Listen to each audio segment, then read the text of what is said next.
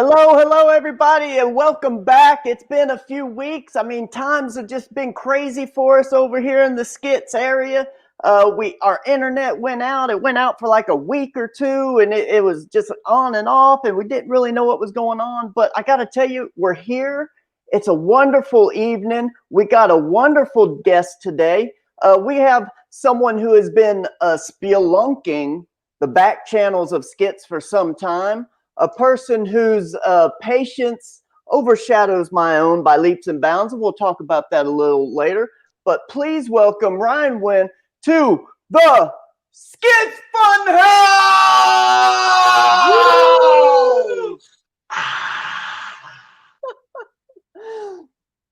How are you? I'm doing great. Thank you for having me, Michael. I know Black Star's there working the back channel, so hello to her as well. Oh yeah, she's always there doing her thing. We really do appreciate it. I mean, if it wasn't for her, I'd probably miss I'd probably miss everything that's going on in the chat. But hey, chat, if you're there, if you're listening, anyone who's listening, hey, thank you for being here. We appreciate it. We appreciate you. We see Pond Mower. We got Black Star. We got a few others right there. But let's just get right into this. How is your day going today, Ryan? I mean, take me through what's been going on in your world. I want to know about you. Well, so far so good. In my old age, I've learned to sort of shake off whatever's going on outside the house. You know, you take in all that stuff, and it can either affect your day, ruin your week, your years, your life, whatever, or you can push on and be creative and still have a good day in spite of whatever else is going on out there. So I'm doing pretty good. I'm having a good creative week. We're getting lots of stuff done for our Hammerella project. The fires have cleared up here in California. We had they were pushing a mile away from us, and we had evacuation orders coming, and that's all backed away, and the air is clean today, and the sun's coming through the window still. And I'm on the Skits show, so what do I have to complain about? Hey, all right, man. I mean, that's what it's all about. And I got to tell you, man, I felt bad for y'all out there with the fires and everything. Myself, me and Black Star, we're from Florida. And back in '97, we had all those fires in Florida. It was just maddening. I had no idea. I was living in Daytona at the time. That's where I'm born and raised. And we only, there's lots of highways and stuff that go through the town. But I got to tell you, there was only one exit out of town at one time, and it was along the beach, and they were talking about evacuating us all over the beach side, which is going across the bridges, getting away.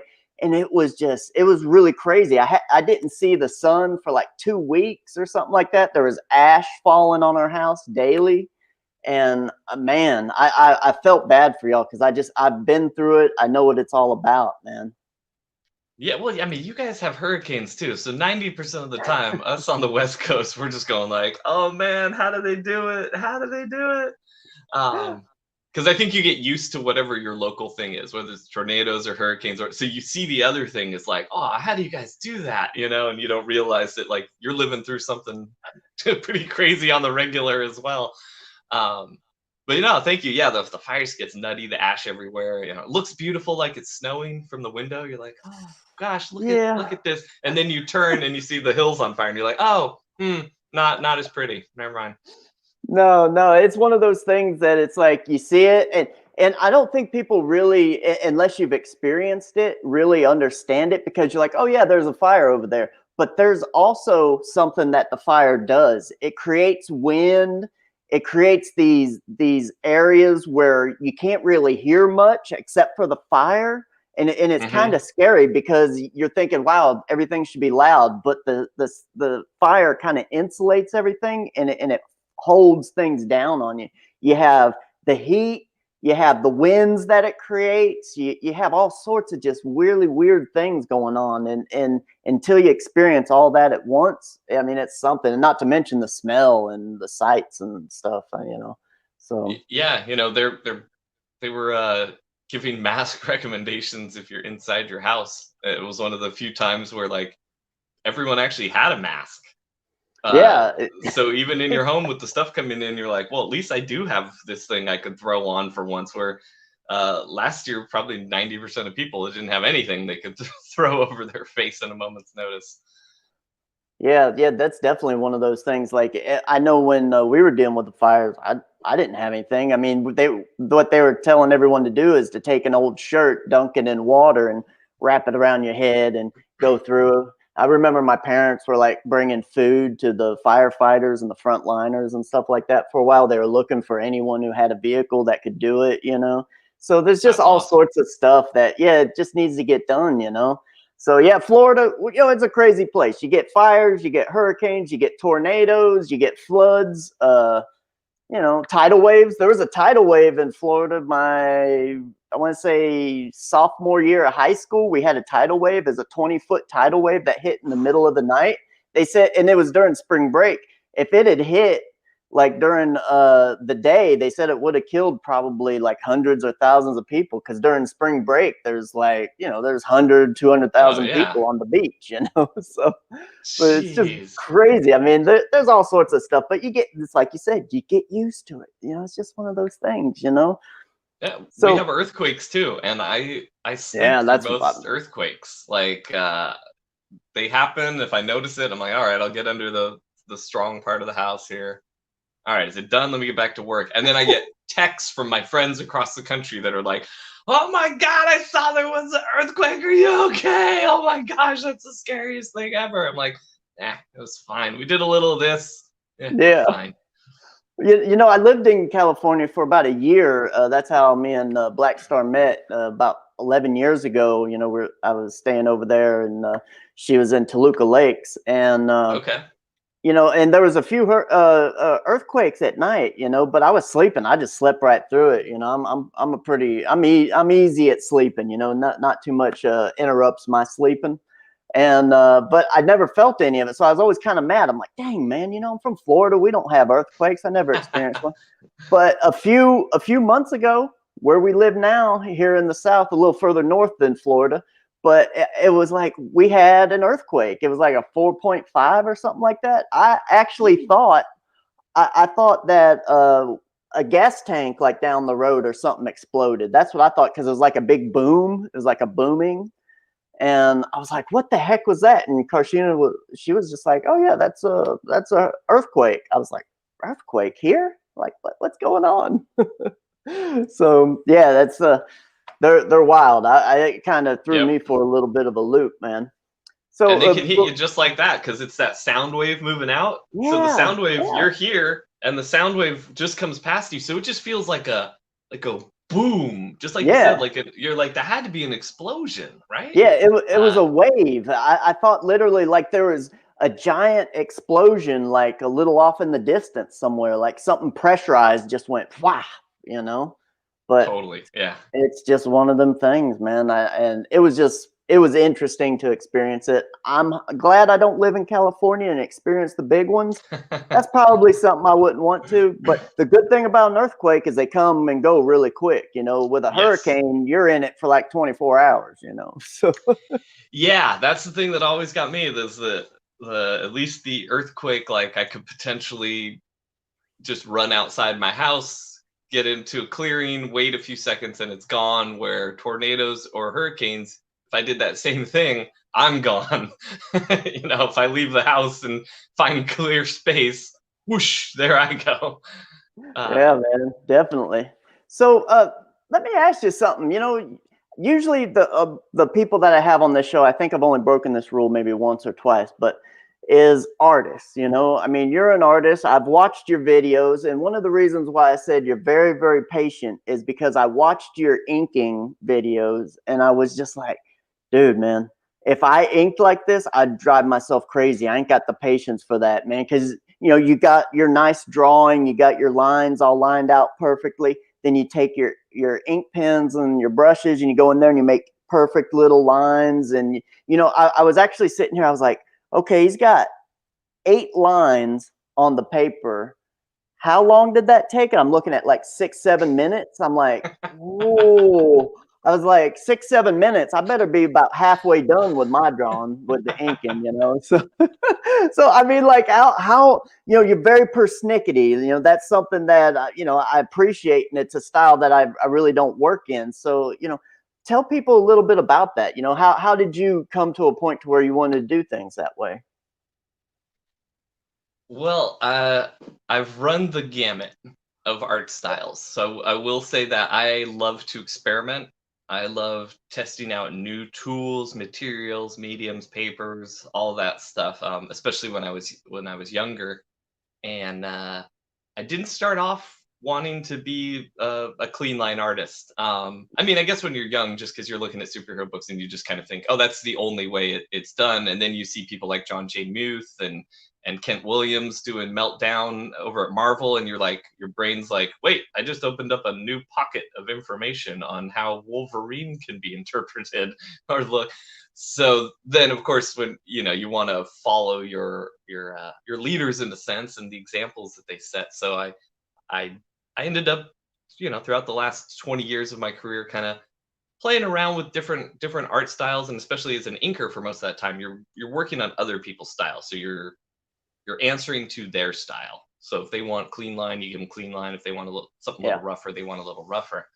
Yeah, Um, because you worked on Spawn, you're working on bricks and chains and stuff like that for a oh while. yeah. So I know you had to work a little rougher. I mean, that wasn't a clean line job. No, not at all. Those were, and that was my first gig in the mainstream was as Danny Mickey's assistant on Spawn, or one of the couple assistants. We had a couple guys working over there, and yeah, I did chains, buildings, backgrounds for years and years, and the call to action was splatter, detail, texture, like the result of working, how you worked with the nib, where it would Yep. catch on the paper and sometimes accidental splatter. Todd was like, unless it's on a face, keep it. Just if it's Yep. on a wall or even if it's in an office or something, just keep that accidental splatter. He said, you're never going to get a purposeful splatter that works as well as an accidental splatter. He's like, a purposeful splatter will always look like a purposeful, it'll look like you went splatter right there. And the reader may not notice, and this is Todd speaking, the reader may not notice, but the artist, the other artists, they'll notice, and they'll be like, I know how you did that. But when you do it Hmm. accidentally, how did you do this? How did you do this? So it's all about being rough and stuff, but there was still like a certain control, like if you go back and look, like Danny's contour lines that hold the figure, there's a lot of breaks and bloops with the lines, but the Hmm. lines themselves are actually really clean. So it was a good sort of training ground to learn how to throw a clean line, but then when you go in with your brush, don't be afraid for that dry brush edge. Don't be afraid of Yeah. the hair splitting a little and you get a little bit of that. And also on that clean line, don't be afraid if the nib splatters and creates an effect on that clean line, Yeah. but the line will still be clean. So it was a really good training ground to learn control for being a clean inker, but also at the same time being able to switch over to, all right, time to loosen up. Yeah. And even when, like I said, even when you're throwing those clean lines, you still had the comfort of knowing if it splatters or scratches, you'll roll with it. So it was a great training ground, and I kind of recommend people train that way too, where it's like even just on your scratch paper, just work freely and Yes. get to know that pen and nib. And when you want it, you'll start to feel like how you can turn it and it'll catch or not catch, and you can start Yeah. to kind of purposefully make those accidents happen, just like that. I'm explaining it perfectly right here with my wrist. You just do that with your pens, and all these accidents happen perfectly for you. Um, but then it was over the years, I started to kind of fall in love with older things like John Romita Sr. I'd Sure. been this John Romita Jr. head growing up, and Mark Silvestri and all those guys, and then the Finches and the Benitas guys that I was working on as I was coming up, and you're kind of in that illustrative realm. But my eye kept, when I would come to go to my shelf of old books and stuff like that, I just kept being drawn to these Jack Kirby and these John Romita Sr. images with these bold, clean lines, uh, powerful shapes, and things Yeah. like that. And it took me a long time to realize that, like, oh, that's the kind of artist I am. And I always tell people that I thought I was a John Buscema and I wanted to be a John Buscema, but I'm a Sal Everyone Buscema. wanted to be. There And you I'm go. There you really go. happy to be a Sal Buscema because Yeah. I've always loved Sal's work. But even as a kid, it was more graphic designy. It was more about shapes and blocking of composition, and it had a graphic design element to it. Where John Buscema felt like Frazetta, it just felt like pure raw illustration. And while I wanted to be that, like you said, we all want to be that. There's something to finding your voice, your line, your way that you shape things. And once I sort of accepted that I was more of that cartoonist, more about shape and graphic design in my work, and less about rough and tumble, free flowing inks, which I was struggling with. I struggled with loosening up in the last few years. So my hand wanted to tighten everything up. It's like, no, loosen up. I was inking Trevor Hairsine for years. It was loosen up. And I was like, oh, I'm getting tighter and tighter. Ah. So then I finally just embraced it and was like, I do clean work. My personal work is clean lines. It's how it is. Don't be afraid of it. But also don't be a slave to it. You know, I'm not just like, oh, well, I guess I have to work in a style or something. But it's, like I said, it was more like accepting. It was like, this is where your flow goes, man. This is where your rhythm, this is your beat. This is the color and the sound of your music. So that's just where I ended up. And I've kind of just pushing forward with that. Well, that's awesome. Let's go ahead and show some people actually, your campaign here, Hammerella. Right. We got 20 days left on it. It looks like it's almost funded. I mean, you're almost right there. Can I go ahead and play the video first, or do you want to? Yes, you can. All right. It's got a good preamble and or not preamble. It's got a good description and everything. Little jingle to it. Prepare for an earworm. All right, let's hear it. 48 pages of action for readers of all ages. Hammerella Thundersmoke tells the story of Hammerella, descendant of gods and witches, stranded alone on a distant world since infancy. In order to survive, she must be as deadly as the beasts that hunt her. When she finally escapes, she finds herself in the midst of a galactic war. Will she live long enough to find her true home? Back the book to find out, and help us extend the Gods and Gears universe. Nice. Now, one thing that I really like about your video there is it's short and to the point. That's one thing that I find that people maybe do a little too much of, is like they try and put everything in the video. Like my buddy Gonzo, he was on here a couple shows ago, and his was like 3-4 minutes long. I don't even know how long it was, but after the show, I was like, dude, man, you need to make a shorter one that just punches people in the face. You need to, just hit people with it. He was like, oh, I got to tell everything. I'm like, it was an awesome video, but you don't have to tell everything, Yeah, Gonzo's an old friend of mine too, and I don't know if Gonzo wasn't doing a 3-minute video to explain something. I don't know if it'd be Gonzo. But me and you know that because we know the guy. But people who don't know him, it was like, come on, man. No, and I would be concerned too, because he is an interesting dude, super interesting, and everything he says is going to be interesting. And I get lost when he starts talking technical stuff. I mean, lost in a good way. I get sucked in. I love that process stuff. And I just want to make sure people listen to him. That's my concern with him. I'm like, no, just don't look at the 3-minute video and think like, oh, I gotta sit through a 3-minute video. It's like, no, it'll be cool. Trust me, listen to it. But with my own stuff, I was just like, everyone's telling me they're not gonna sit through a minute video. Everyone I was asking, like, hey, when you go on, Indiegogo or Kickstarter, I basically just hit DMs on tons of readers, fans, and just asking them questions about the actual shopping experience on crowdfunding sites, and then comparing it to my own. And I realized, like, I don't watch more than a minute of a video, and if the person doesn't get to the point right away, I tend to, it doesn't mean I don't back the project. I'll like, you know what, I'm going to go ahead and read the paragraph you've got here instead.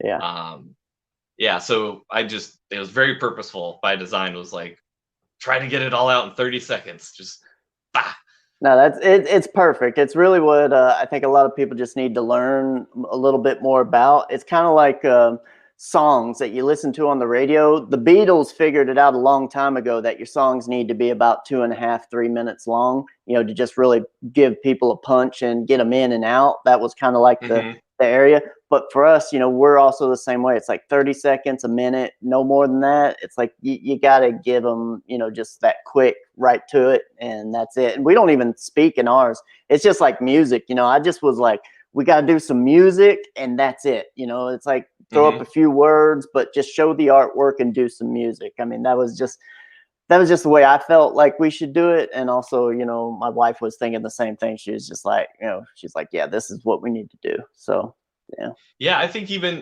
next time I might do something just like that. Very few people do watch through the video completely, and those that do are often I've learned this, that many of my fans are watching my videos and content while they are at work. Supposed Yeah, to they're be listening. responsible for doing something else. They're listening to something else. So they're just watching the screen. So I was like, okay, or maybe they're on a bathroom visit or something like that, and they don't have the volume up. So you want to, just like you guys, it's so visually interesting. It takes you right in. It makes you want to learn more about the book without, you know, and I'm just giving blanket descriptions that I don't know if you're getting that much more info than if you just scroll down, look at the art, and read the blurbs, you know? Yeah, yeah.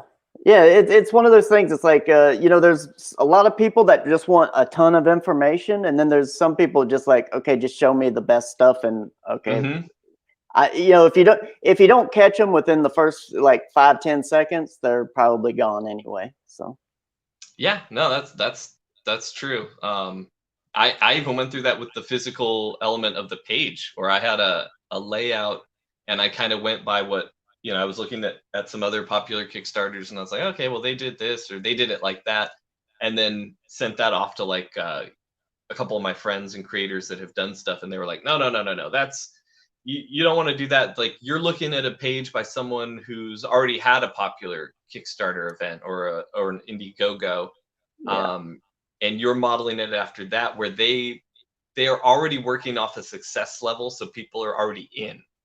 So you need to be hooking every. So it was actually about building that Indiegogo page that, like, so it makes you want to scroll past, like, what are the things that I find interesting to share with the story, and how can I layer that in so that, like, hey, what's the book like? What's the art like? Who's doing it?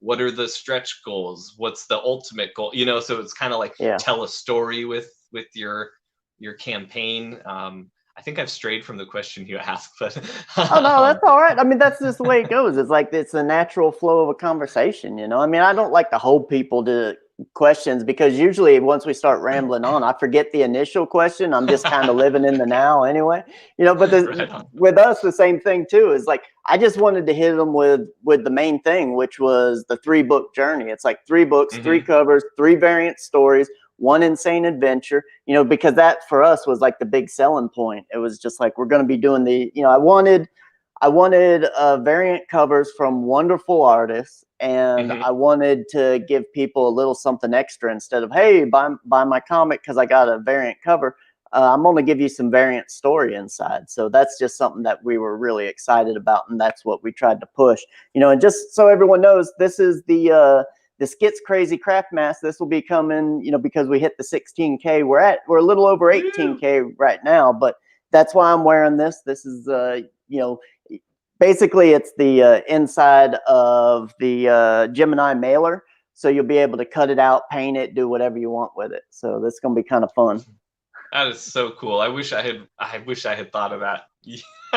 There's very few ideas I see out there that I'm like, oh, I'm so jealous of that. And the Gemini mailer mask, that is so brilliant. Yeah, I mean, you got to do everything DIY, and I even used like the corner right there. That's the corner fold for the middle of the mask, you know, right there. So, you know, so you utilize the, you know, for what it is. And I just want to do everything like DIY, just kind of fun and exciting. I didn't want to do like, oh, hey, we got another baseball card. Oh, we got another card. We got, you know, I'm like, I don't want cards. You know, when I get cards from people, I usually just toss them. I don't, you know, I want the book, you know, and stuff like that.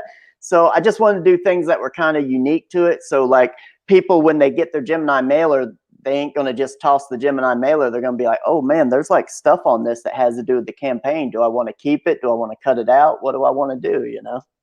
That is so cool. So are you literally drawing the outline on? Well, I I got a stencil, and I'll just, you know, Oh, trace it in okay. with a stencil, you know. I'm not Perfect. sure. I don't think I was thinking initially I was gonna just do it with like a screen print, but then I was like, nah, you know, people might want to do their own coloring, their own whatever.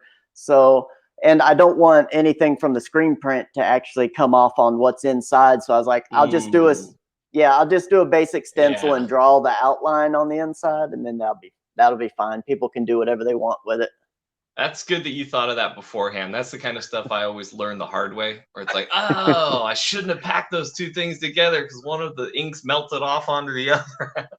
Well, my day job is product development, so I'm used to doing this sort of stuff. That's what I did when I worked at McFarland. Is I did product development. You know, I was like, okay, here's how the product's going to look in the packaging. Here's how the packaging is going to be utilized. Here's how we can do this, that, and the other. So, you know, and today what I do is I develop products from scratch, from beginning to end. So it's like I gotta actually sit there and say, okay, how is this going to be utilized from my standpoint, and how's the end user actually going to utilize it? So, you know, that's the daily thinking for me is that type of thing. So Oh, definitely.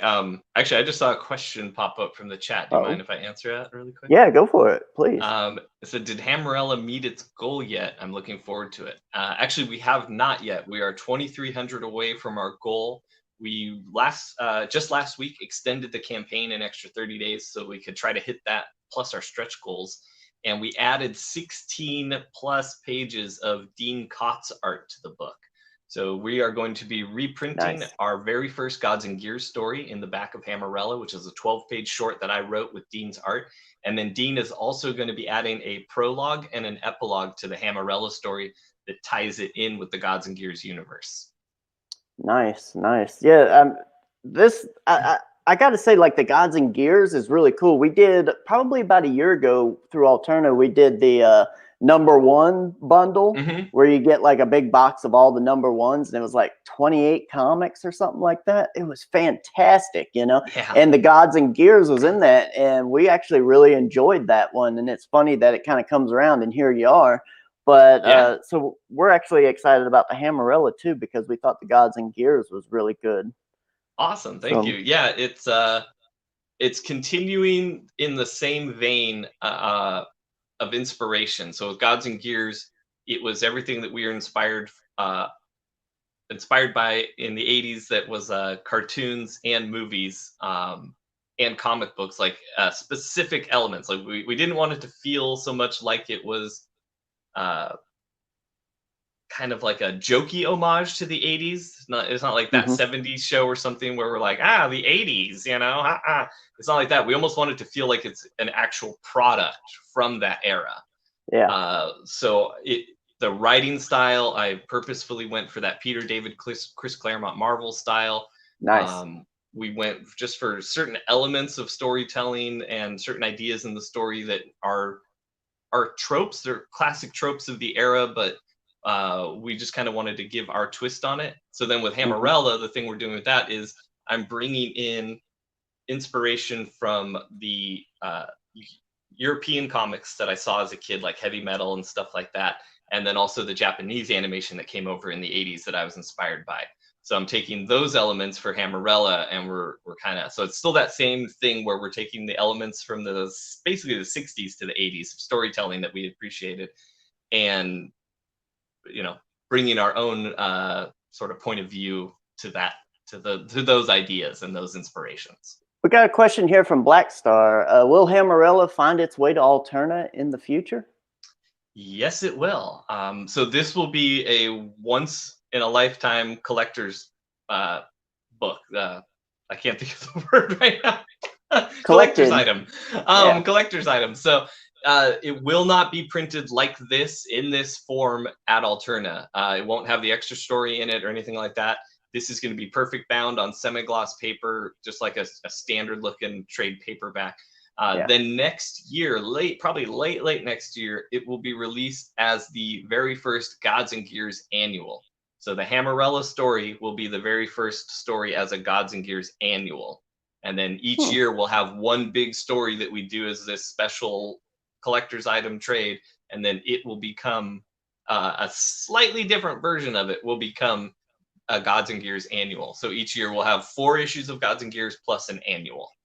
Okay, nice. I mean, that's a lot of stuff, man. So I gotta ask you. I mean, if you're also not doing all the artwork on all this stuff, correct? Correct. Dean Yeah. Kotz is the series artist, and he'll be doing the main series, the regular issues, and I'll be doing the art on the annuals or the special one-shots each year. Gotcha. That makes more sense, because I was thinking, man, is this all you're doing throughout the year? Is just doing these books? I was like, man, that'd be, I mean, we're indie, we're raw, we're in the bottom of the barrels here. We don't make as much money as the big boys do, so it's like we got to be able to have a regular job to supplement things. So that's why I was like, holy cow, are you, either you work like Kirby, or I feel like even if I worked like Kirby, I'd have to be selling like Kirby to make it.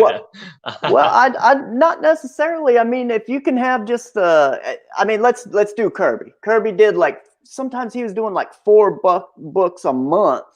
Okay, 22 pages, 4 books a month. I mean, that's a lot of work. That's 80 pages of work a month he was producing. If you could do that and then do campaigns one right after another, I think you'd be making a killing. It's like people would get used to it. They'd say, man, you're bam, bam, bam. You'd get people coming in all the time. That'd be something worthwhile to look into if you could do it. Well, I'm 44 now, and I'm thinking about getting some slacks and pulling them up really high and just adopting that physical Kirby mentality and see if that helps translate it. Because that might be the kicker. I don't see any of us pulling our pants up as high as he had them, and Rob Liefeld producing like him. Rob Liefeld's the only person I know that actually produced like he would. I mean, he was doing 2 books, or actually Eric Larson. He was doing Savage Dragon, plus he was doing Captain America for Marvel at the same time? I believe so. I mean, his style definitely, it looks like I don't mean that as to knock it either. He's got a rapid fire style. I mean, you can see in his work that he's not taking that much time. And I don't mean that he's even slopping through this. Just his execution style is just he knows how to draw his buildings. He doesn't spend time overthinking stuff because he's done it all. So he's rapid fire. I don't mean that in any defense, like, oh, of course he could do it. It's still a huge amount of work and use of skill and labor. And I don't mean by any means to diminish that. Well, I mean, the man's made a ton of money doing it. So, I mean, how are we going to diminish his style and work? We don't have no leg to stand on if we're actually going to sit here and say something about the way they work. Eric Larson's made a ton of money. And the smart choice on him, he's developed a rapid fire, quick illustrative style and stuff like that, where he can do pages at cons and stuff like that. Where a lot of guys, it's like, oh, I've changed my table position, I can't work right somewhere, where Eric's just a machine. Both Eric and Rob, I mean, if they sit down, I mean, they can churn and burn. I mean, that's just the way they work. Neither wears their pants as high as Jack Kirby. So it must not be the pants. I was thinking it might have been the pants, but maybe not. Maybe it has something to do with just skill and determination. Yeah, well, that, you got to have a good work ethic too, and I always tell people this, it's like, okay, Kirby did that, but if you look at Kirby in the 50s, like the sci-fi comics and stuff like that he was doing, you'd be like, aha, okay, so he was doing art like that back in the 50s, and then he went over to Marvel and started doing these books. He definitely changed his art up a lot, and he was like, okay, I got to do this quick, and let's just burn it out there, So there's definitely a difference. It's like you can spend a lot of time on something and do one, or you can minimize the way that you do things and get a lot more done. So it's just one of those trade-offs. I think people looked at John Buscema as that illustrative type and were like, oh, look, I want to do that style. And he worked fast, but he was that anomaly where he works fast in that style. Most of the other people working in that style were not as fast. Silvestri, love him to death. He was not nearly as fast. His work, right up there.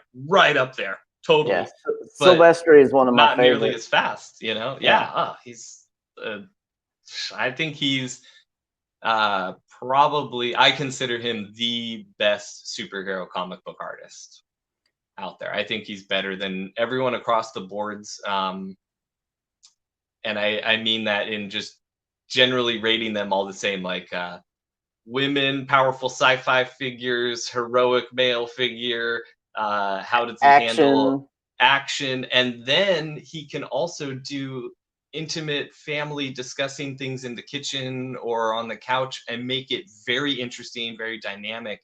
Yeah. And not a lot of people can do that. Not all the Yeah. like. There's some doing great superhero stuff, but they can't draw two people talking intimately and make you feel it. And Mark can do Yeah. it all. Yeah, Yeah. he's Anyways, enough about fantastic. Mark. Yeah, there's enough videos and people praising Mark. Jeez, what am I doing? I know, Talk about man. It's like you're Hammerella here and to talk skits. about Hammerella, man. Like, do your thing, you know. Like, tell people why they should be buying your book. You know, that's what we're here for. No, I mean, I think people like to hear this sort of thing. It's like people like to hear what were your influences, where did you come from, what things have you looked at to help you, you know. And I got to tell you, like with Mark Silvestri, I'm gonna go back to it for a second. I think he did the best. I think he did the best X-Men to this day. I know a lot of people like Jim Lee. For me, it was Mark Silvestri. I liked his a lot better. Mark Silvestri did one heck of a Spider-Man. You know, he did. What was he doing? Web of Spider-Man or Spectacular? Did a little Spectacular. bit. I think it was Peter, Spectacular. yes, it's Peter Parker's I Spectacular think. Spider-Man. He did that, and I really enjoyed that stuff.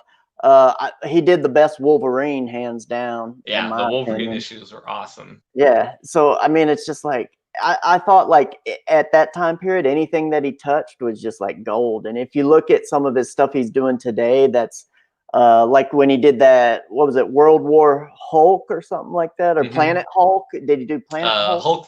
Hulk the End. Okay, No, that yeah, was Dale Keown. I'm sorry. Yeah. You're right. I mixed up the thing. Yes, it was part of the Planet Hulk thing because I was there when Joe Weems was inking the cover. Duh. yeah. Should know. Well, there you go, man. I mean, that stuff right there, like you look at his pencils and stuff for that, it was beautiful, beautiful work. And then Joe Weems, I mean, his inking is just amazing. So, I mean, that's just what you're going to get off of it. But I thought that stuff was amazing.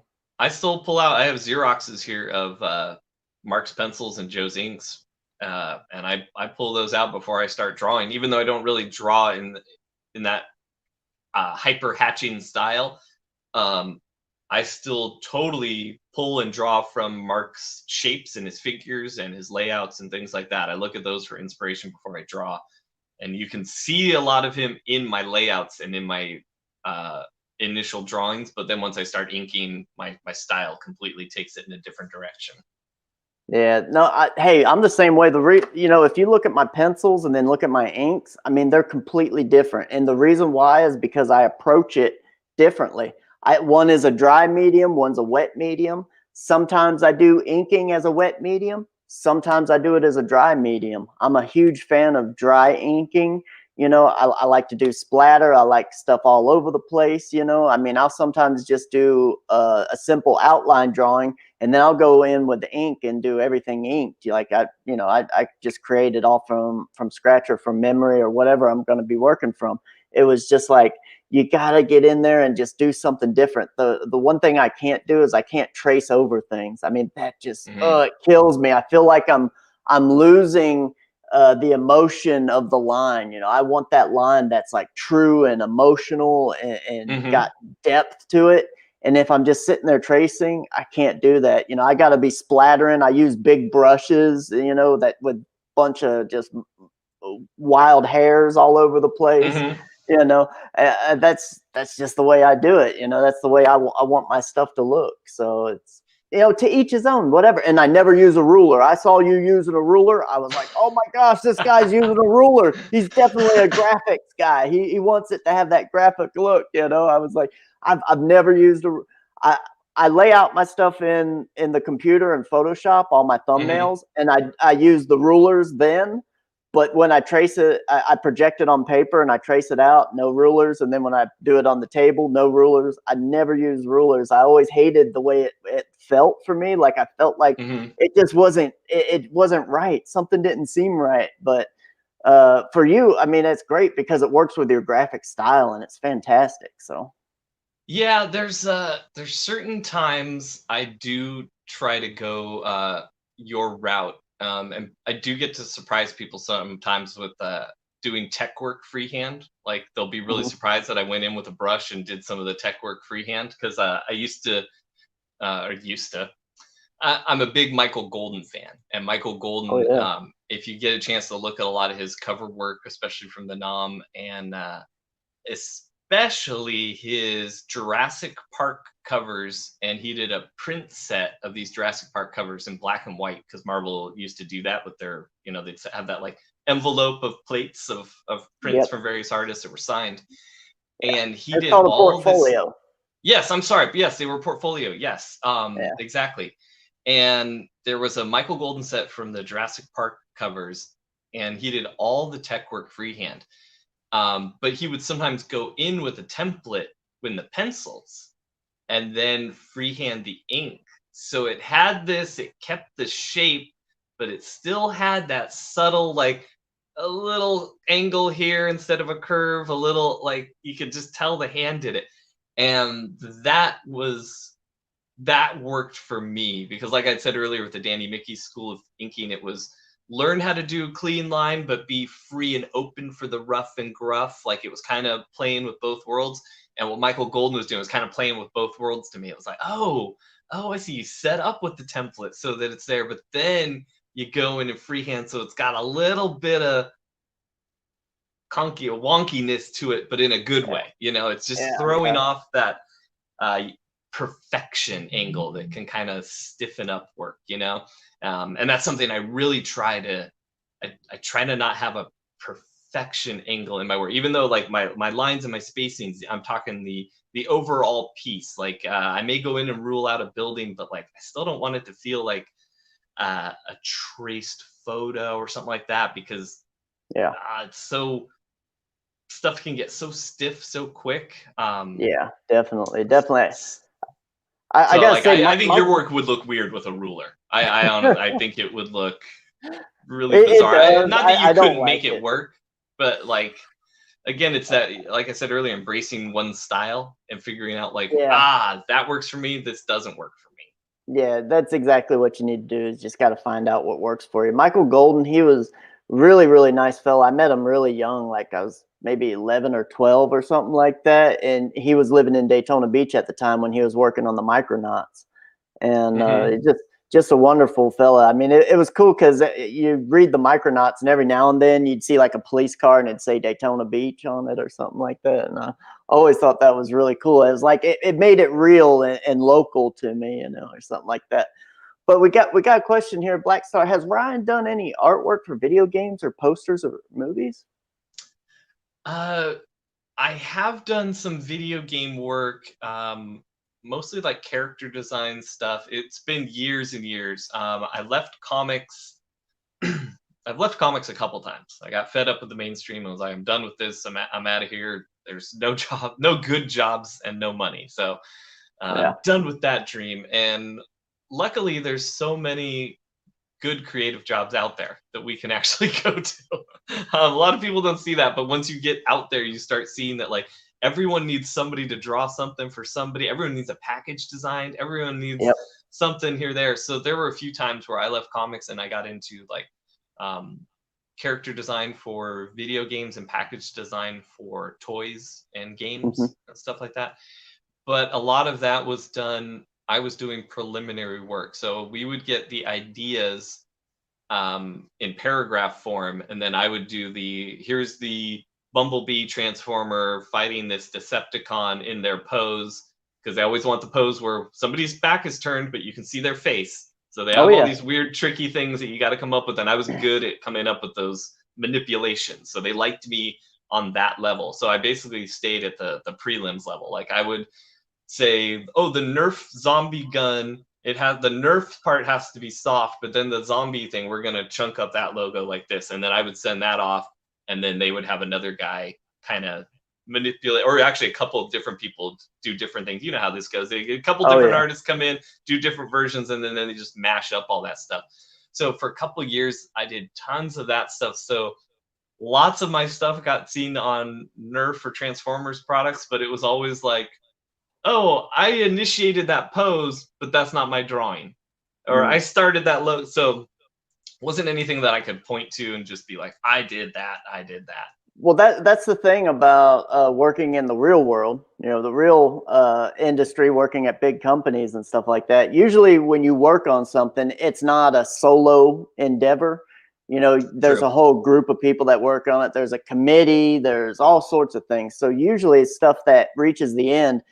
It never is just 100% you. And to be perfectly honest with you, I don't think I've ever had anything except for maybe some package designs that I did at McFarlane. He was pretty wide open with stuff, but when you actually came up with stuff initially, you had to bring him a sketch and was like, okay, here's my idea. And he might change a little something here or there, but for the most part, he's just like, go with it. Or at least he was with me. I don't know how he was with other people, but you know, for me, he was just like, yeah, that's great. Go for it, you know? So yeah, it's something that Yeah. people need to realize. They got to know how to work with others, you know? Oh yeah, and you have to let stuff go too. That was something I Yeah. was lucky to learn early on, and I think being an inker helped that. And Danny Mickey was like, "Hey, sometimes you're just gonna get screwed, bro.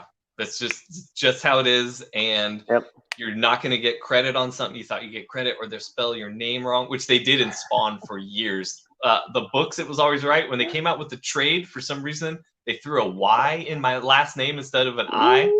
Well, And I got to which, tell you, I go know ahead. the man who put those together. I can hook you up. Ben, my buddy Ben, who worked at McFarlane, he is the one who put all those trades together. So Why, you little I'll have to talk but to see, I'm him. easygoing enough where I didn't actually get mad about it. You know, it's that thing where you're like, oh, come on, guys. I only worked on the book for 5 years. um, Well, that's awesome, man. I got to tell you, man. Let me just ask you something right quick. Okay, so you're over at Alterna. I got to tell you, I've met a few publishers and stuff. Pete Samedi, Publishing Pete. He's got to be the most approachable and kindest person I've met as a publisher of any company. You know, there's people who come off as like, "Hey, I'm nice," and you know, "Hey, how's it going? Hey, buddy," you know. But he's just like genuine. He's just like, "Hey, how's it going?" You know, just real nice guy. How'd you get involved with with Alterna and Pete, and you know, how do you feel about being there? I say this with 100% honesty. I would rather work for Peter than any other publisher that I've met or worked with in the last 25 years. I will say that he is one of a small, less than handful of publishers, editors, producers that I trust. Mm, Most people, like you said, especially nowadays in the comic industry, with the way it has whittled down, you've gotten down to the people who are working on comics because they die hard love the medium and love yeah, working in that, and then you have those people that are still seeing how they can manipulate others in this medium and to their benefit. And sure.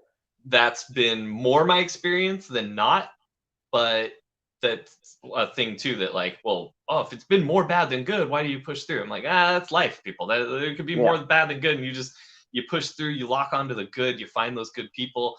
There could be a million bad people out there. If I find that one good person, I'm still gonna hang out with people.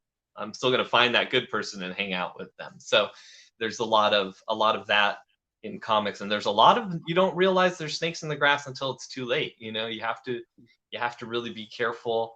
Um, Especially on Twitter, where people are manipulating the emotions and feelings for young creators, and making them think that people may in the world may think in a certain way where they don't really, or you know, this or that. And Pete's just been one of those guys that's like, he's honest, he's steadfast, he's brave, he's bold, he says what he's gonna, he does what he, he says what he's gonna do, and he does what he says. Yeah. All those things. Anytime he's ever made a mistake, whether it's numbers or he didn't get an email out to me or reply or something like that, he's been the first one to bring it up. He's like, "Hey, I made a mistake, this or that." And there's so few people like that in the publishing or in the creative world. And especially someone like him who's been lied about and maligned and still stood proud and tall and didn't cower and didn't run away when people were trying to ruin him. I couldn't be prouder to be friends with him. I couldn't be prouder and luckier to have our book with him. He was the only person we pitched Gods and Gears to. We were going to self-publish it. I wasn't going to bother with Image or anything. I've worked with Image. I did not have a good experience with Image. I will not work with Image ever again. Hey, don't ever say never, man. That's one. Say 99.9%. You know what? I shouldn't say that, because I always say never. I always say don't ever, because I've said that so many times and then ended up doing the thing I said never about. That I do know better than to do that, and you are right to correct me on that. Yeah, no absolutes. You can't talk in absolutes, because there's always a possibility. I should clarify that that those feelings come from the time period that I was in when we were pitching it. So you kind of had, and that's another thing too. We get lost as creative. We have a thought and we're like, "I'll never do that." I don't actually mean that. Like, you're so right to call me out on that. I like these sort of philosophical art discussions sometimes. No, but because you do never know. So it was just a matter of, at that time, I hadn't liked the experience with them, and I didn't really like my experience with a lot of other publishers. So we were just going to self-publish, and then Peter started this newsprint thing a few years ago, and a little while into that, I started getting the itch to want my book on newsprint, and I liked his company. I kind of wanted to be in the mix with this guy as he's starting this new stuff. I knew him a little bit from his If anthology from the last decade or so, but didn't know he was a one-man shop doing all of this. And then, like I said, when the newsprint started, I was like, "This is great. I want to be part of this." I was loving all the books they were producing. Yeah. So we submitted, and it took we didn't get picked up right away. It took a little work. So I recommend people just don't take that rejection letter as a final axe ever. Yeah, definitely. I mean, I just look at Todd McFarlane. He talks about it all the time. He had like 200 and something rejection letters before someone finally pulled the trigger with him. And then, he was over there doing that Epic series. The funny thing is I was a huge fan of McFarlane when I was younger, and I had those original Coyotes that he did. And I was like, "Hey, Todd, you mind if I get something signed from you?" And he's like, "Oh yeah, buddy, what do you want?" I was like, I brought in a Coyote. I was like, "Yeah." He's like, "Oh, what are you doing?" Doing his thing. He was like, I was like, "Dude, I got everything you own, but it's your first work,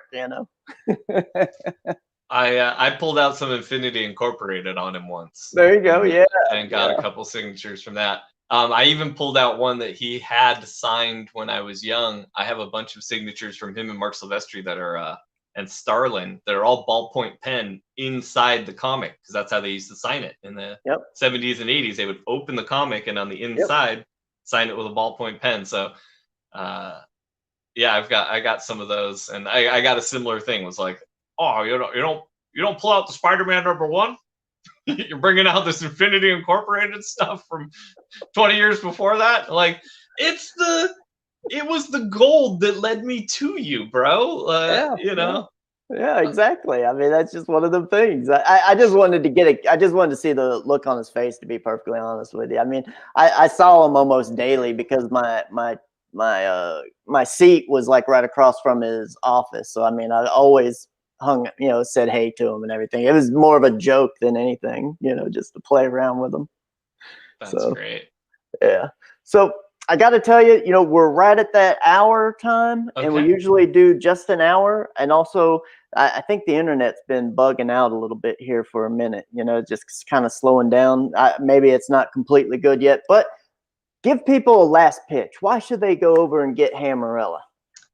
So Hammerella, the short of the story is that it's sort of like a cosmic jungle book. Hammerella is this half witch, half demigod that's been raised on this isolated planet that the only thing that exists on there are these deadly beasts that are constantly hunting her. So by the time she reaches adulthood, she discovers this armor. She figures out a little bit about her powers, which again, she's half witch and half god. So she's going to have some summoning powers and she's going to have some super strength powers. We're going to have a lot of fun playing with that. So back to the thing. By the time she escapes this planet and finds civilization, it's all out war, intergalactic war. So she has to fight through this war to find her way home, to her true home. And it's Nice. a classic superhero cosmic story in the 60s to 80s Marvel sense, that silver, that gold and silver age sort of comic storytelling that we like. Big, bold colors, big, bold pages, lots of action, lots of heart. We're going to be we're basically dealing with a character who never met people, has longed to meet people in her family, and the first time she meets people, it's the middle of war. So we're gonna explore what that does to a person and how they have to adapt and reflect on that. So just like with Gods and Gears, we've got all this big fun magic and mayhem stuff, but it's all wrapped around this little story about this person and their personality and what they're going to go through and the changes that they can impart on others and on themselves. Nice. Well, I think it's awesome. I really enjoy your work, especially the Gods and Gears. So I'm looking forward to seeing what this is going to be. How we're going to enjoy this. But everyone out there, go out there and back him. We got links to all of his stuff down in there. Check out his YouTube channel. Check out tell people where they can find you.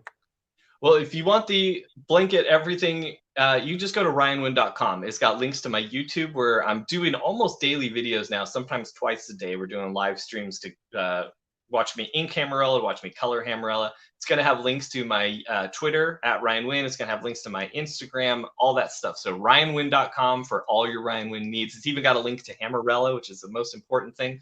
We got 20 days left, basically, and that's it. We've already extended. We want to be able to reach our goal and our stretch goals. So that's what we're going to be pushing for in these next few weeks. This also, just so everyone knows, this helps us push forward on Gods and Gears, which is why we've kind of got a big goal here. This not only ensures that we will be delivering Hammerella when we say we will with all the goodies attached, this helps us get Gods and Gears issues 5 through 8 started. So this is like launching the Gods and Gears universe. This is going to help us take it from that 4-issue limited series to that ongoing long form series that we want to put out with Alterna. Nice, man. Yeah, and everyone go over to Alterna, check that stuff out. Everything's down in the description, everything you want. For Ryan Winn, anything and everything, the Hammerella, you got the YouTube, you got his website, all that, Twitter, we got all that stuff down in there. So go check it out.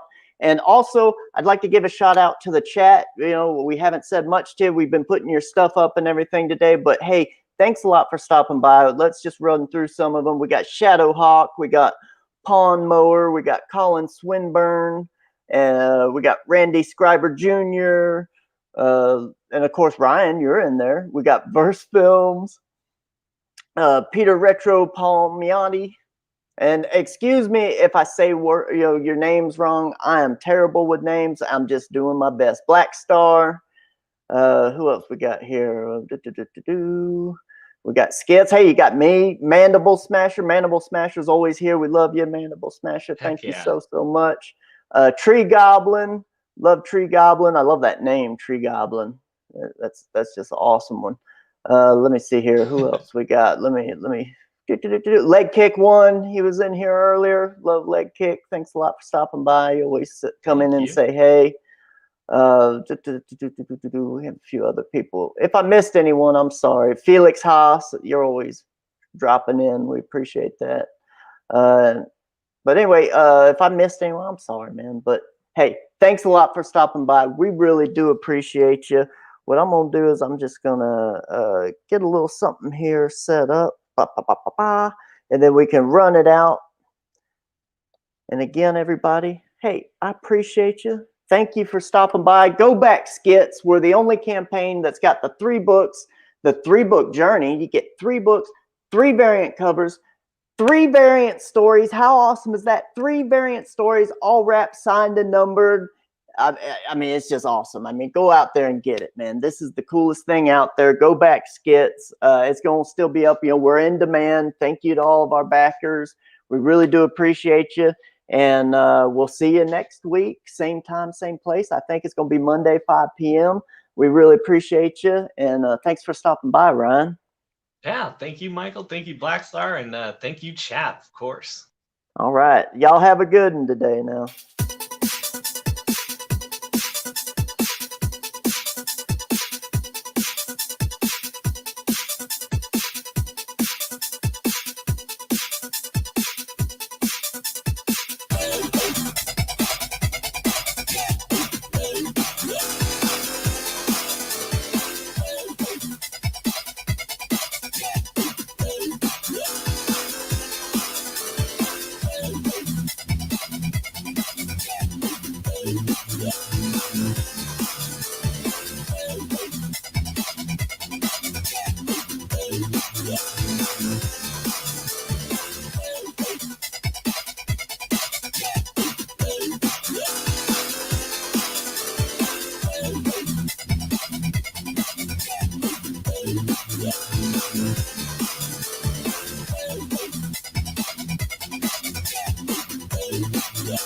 Yeah.